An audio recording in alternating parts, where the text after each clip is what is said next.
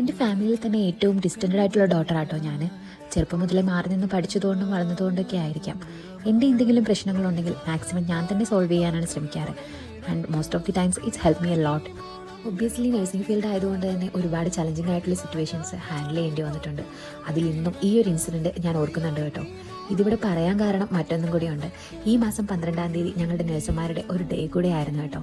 ഒരുപാട് പേര് ഭൂമിയിലെ മാലാഖമാർക്ക് നന്ദി അർപ്പിച്ചുകൊണ്ടുള്ള വീഡിയോ ഒക്കെ കണ്ടായിരുന്നു കേട്ടോ. And thank you so much. ഈ ഒരു ദിവസമെങ്കിലും ഞങ്ങളുടെ സ്ട്രഗിളും ഞങ്ങളുടെ സാക്രിഫൈസും എല്ലാം ഓർക്കുന്നതിന് ഒരുപാട് നന്ദി. ട്രെയിനി ആയിട്ട് ഹോസ്പിറ്റലിൽ വർക്ക് ചെയ്തിരുന്ന സമയം അന്നൊരു നൈറ്റ് ഷിഫ്റ്റ് ആയിരുന്നു. സമയം ഏകദേശം വെളുപ്പിന് 3 മണിയായി കാണും. വാഷ്റൂമിൽ പോയിട്ട് തിരിച്ചു വരുമ്പോൾ ഒരു പേഷ്യൻ്റ് റൂമിലെ കാർഡിയാക് മോണിറ്ററിൽ വലിയ സിഗ്നലൊന്നും കാണിക്കുന്നില്ല. എന്താണെന്നറിയാനായിട്ട് ഇൻസൈഡ് പോയി നോക്കുമ്പോൾ അപ്പച്ചന് അനക്കമൊന്നുമില്ല. കറോട്ടിഡ് പൾസ് ചെക്ക് ചെയ്താൽ എനിക്ക് എന്താ ചെയ്യേണ്ടതെന്ന് അറിയില്ല. അവിടെയെങ്ങും ബൈസ്റ്റാൻഡറിനെ നോക്കിയിട്ട് കാണുന്നില്ല. ആരോ വാഷ്റൂമിൽ ഫ്ലഷ് ചെയ്യുന്ന സൗണ്ട് കേൾക്കുന്നുണ്ട്. ബൈസ്റ്റാൻഡർ ഇൻസൈഡ് ആയിരിക്കും. ഞാൻ പെട്ടെന്ന് എമർജൻസി ബെല്ല് അമർത്തി. അപ്പോഴേക്കും ഞാൻ CPR സ്റ്റാർട്ട് ചെയ്തിരുന്നു. ശബ്ദമൊക്കെ കേട്ട് വാഷ്റൂമിൽ നിന്ന് ഇറങ്ങി വരുന്ന ബൈസ്റ്റാൻഡർ കാണുന്നത് തൻ്റെ വയ്യാതെ കിടക്കുന്ന അച്ഛൻ്റെ ദേഹത്ത് ശക്തമായി അമർത്തിക്കൊണ്ടിരിക്കുന്ന നഴ്സിനെയാണ്.